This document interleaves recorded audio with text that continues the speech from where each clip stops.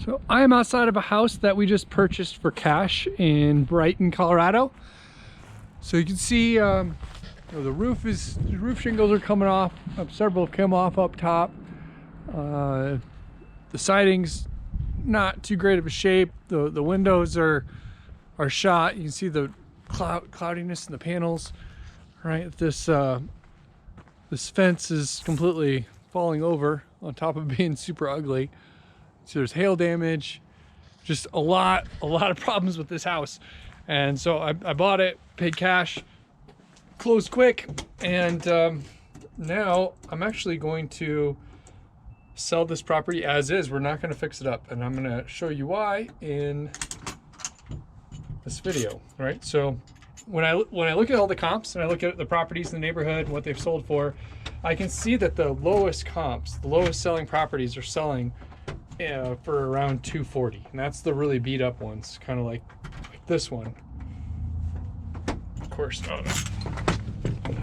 doing a video, I can't get.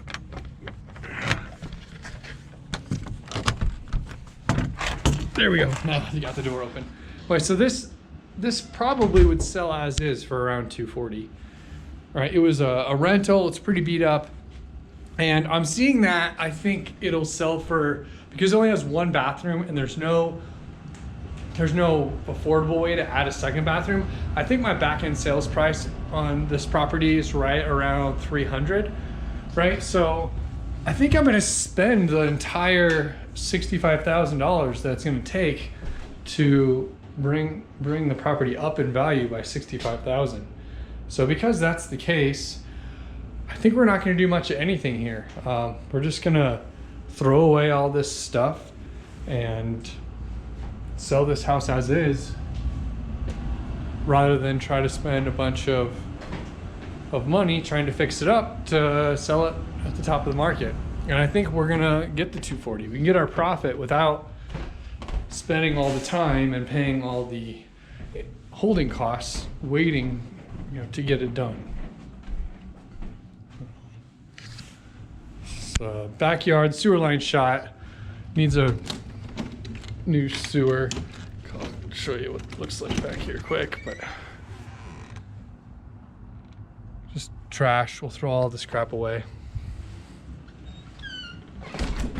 So you've got to, on these properties, you've got to look at what does it look like to just not touch it, to just put it back on the market and sell it.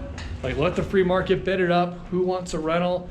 Someone's gonna overpay for this, underestimate what it's gonna cost to fix it up. Maybe someone thinks, oh yeah, I'll just spend $20,000 fixing that up and put it back on the market.